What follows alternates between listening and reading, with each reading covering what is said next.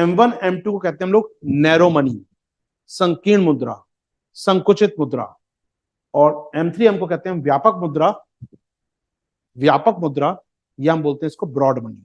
तो broad money, narrow money याद रखिएगा, हिंदी चाहे संकीर्ण मुद्रा, व्यापक मुद्रा या संकुचित मुद्रा और विस्तृत मुद्रा, तीन तीन नाम है दोस्तों, ये सबका मालिक एक, वो क्या है, ये है संकुचित मुद्रा भी कहते हैं इसको दोस्तों हम लोग, संकुचित मुद्रा, यही कहते हैं इसको हम लोग नैरो मनी। ठीक है जनाब, इसे भी संकुचित कहते हैं, इसे भी कहते हैं नैरो मनी। ये है दोस्तों आपकी विस्तृत मुद्रा या व्यापक मुद्रा, या इसे कहते हैं ब्रॉड मनी, और सेम बात यहां लागू होती है। सबसे ज्यादा लिक्विड कौन सी होती है, M1, M1 से कम M2, M2 से कम M3, M3 से कम M4। तो लिक्विडिटी सबसे ज्यादा बढ़ती जाती है ऊपर की ओर, M1 हाईली लिक्विड होती है, सबसे ज्यादा तरल होती है आपकी M1 यहां पर। ठीक है, याद रख पाएंगे सारी बातों को। लिक्विडिटी क्या होती है, लिक्विडिटी बोले तो कितनी आसानी से आप कन्वर्ट करा सकते हैं। लिक्विडिटी क्या होती है बेटा, कितनी आसानी से आप उसे कन्वर्ट कर सकते हैं कैश के अंदर।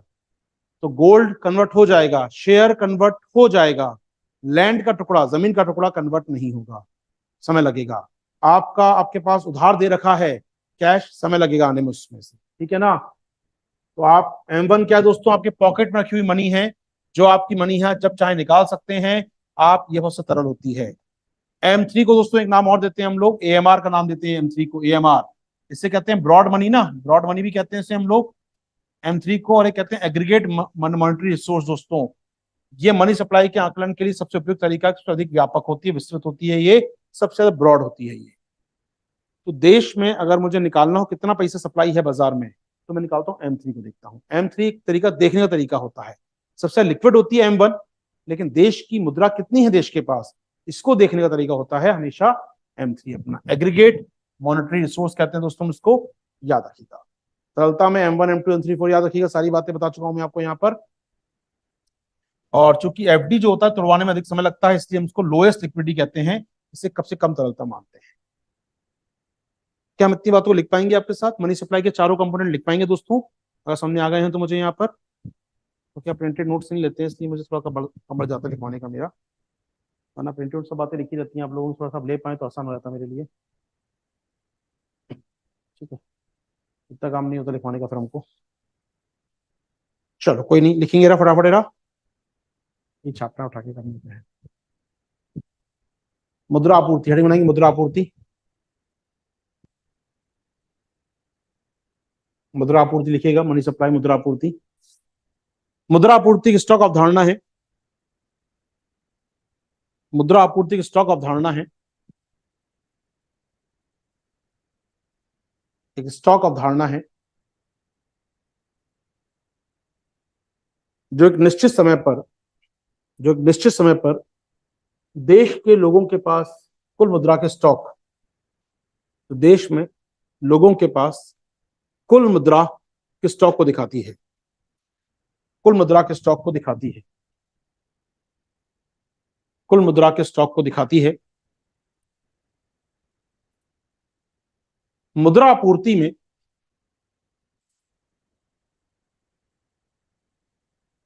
मुद्रा आपूर्ति में सरकार के पास मुद्रा का स्टॉक, सरकार के पास मुद्रा का स्टॉक और बैंकिंग व्यवस्था के पास मुद्रा स्टॉक को जोड़ा नहीं जाता।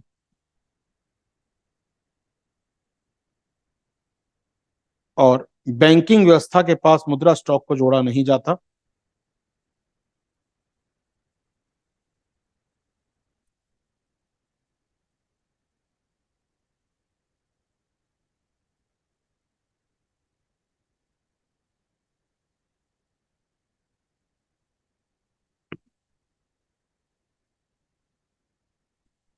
बैंकों पर स्टॉक को शामिल नहीं किया जाता। Next point, next point.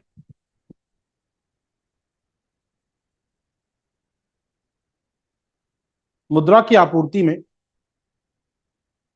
मुद्रा की आपूर्ति में चार घटक शामिल होते हैं, चार घटक शामिल होते हैं, या 4 टाइप ऑफ मनी सप्लाई बोल सकते हैं हम, चार घटक शामिल होते हैं। एक लिखिएगा M1, एक काम कीजिए, फॉर्मूला लिख लीजिए सिंपल से, यहाँ पर कुछ ज्यादा करना नहीं है हमको। फॉर्मूला लिख लीजिए, M1 equals to CC plus DD plus OD। M1 equals to C plus DD plus OD। C का मतलब है लोगों के पास करेंसी नोट या लोगों के पास नकदी। सी का मतलब है लोगों के पास नकदी, कैश। सी का मतलब है लोगों के पास नकदी। डीडी का मतलब है डिमांड डिपॉजिट, लोगों की बैंकों में जमा, लोगों की बैंकों में मांग जमा।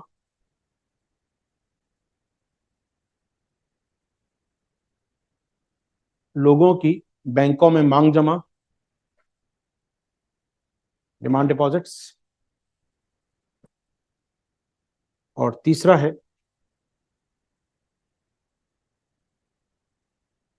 आरबीआई के पास अन्य जमाएं।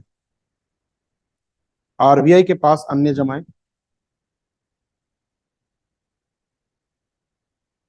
आरबीआई के पास अन्य जमाएं। आरबीआई के पास अन्य जमाएं। लिख लीजिएगा अन्य जमाओं में, लिख लीजिएगा अन्य जमाओं में, अन्य जमाओं में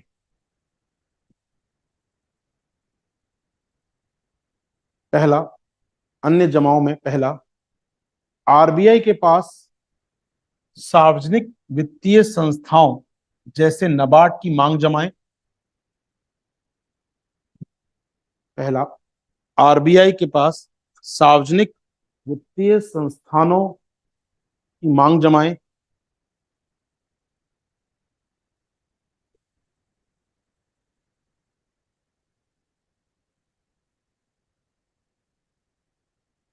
दूसरा, आरबीआई के पास विदेशी केंद्रीय बैंकों तथा विदेशी सरकारों की मांग जमाएं। आरबीआई के पास विदेशी केंद्रीय बैंकों और विदेशी सरकारों की मांग जमाएं। मांग जमाएं। तीसरा, आरबीआई के पास अंतर्राष्ट्रीय वित्तीय संस्थानों जैसे वर्ल्ड बैंक और आईएमएफ की मांग जमाएं।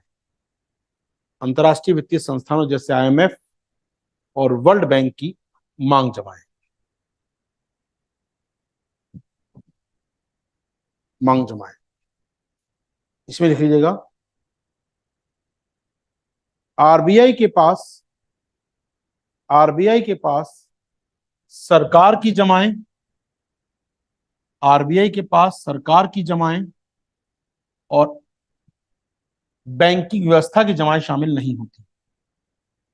और बैंकिंग व्यवस्था की जमाएं इसमें शामिल नहीं होती।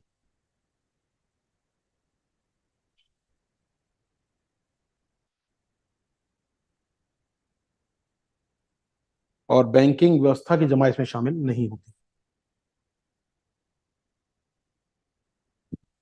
लिख लिया इतना?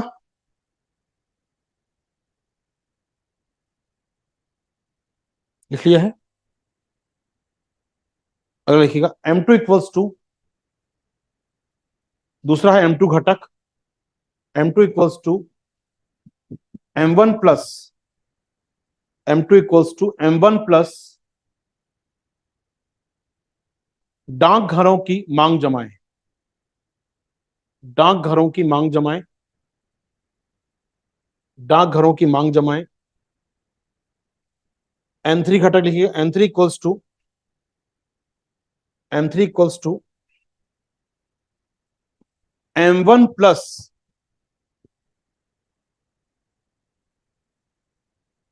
M2 दोबारा बोल दूं बेटा मैं, M2 सुन लीजिए, M2 equals to, M2 equals to M1 plus डाकघरों की मांग जमाएं।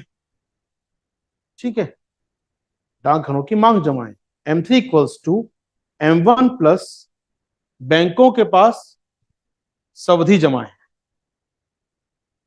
बैंकों के पास टाइम डिपॉजिट या सावधि जमाएं।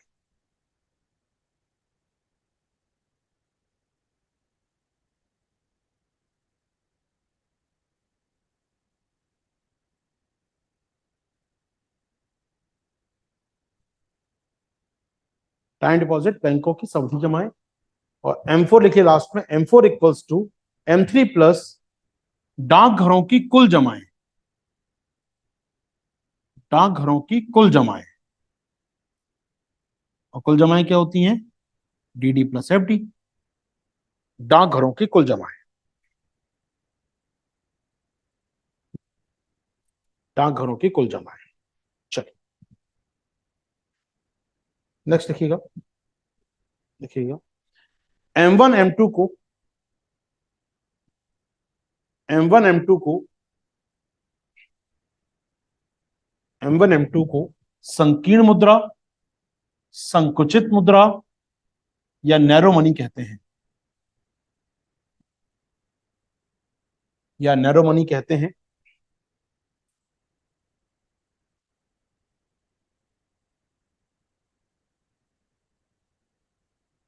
या नैरो मनी कहते हैं। संकीर्ण मुद्रा, संकुचित मुद्रा या नैरो मनी कहते हैं। M3 M4 को व्यापक मुद्रा, व्यापक मुद्रा, विस्तृत मुद्रा, विस्तृत मुद्रा या ब्रॉड मनी कहते हैं, या ब्रॉड मनी कहते हैं, या ब्रॉड मनी कहते हैं।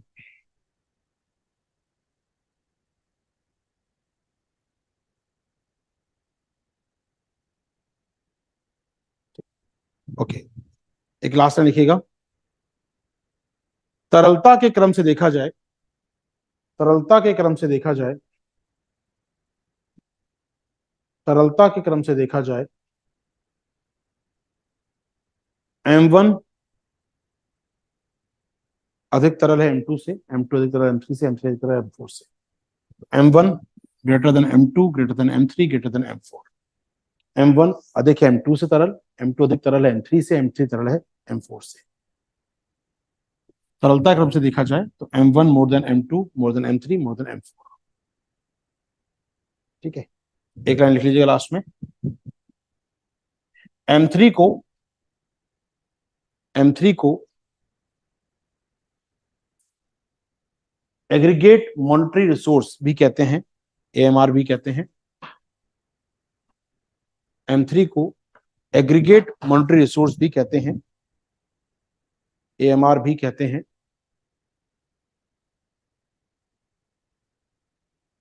यह देश में मनी सप्लाई का आकलन करने के लिए, यह देश में मुद्रा आपूर्ति का आकलन करने के लिए सबसे अधिक व्यापक विधि है, सबसे अधिक व्यापक विधि है,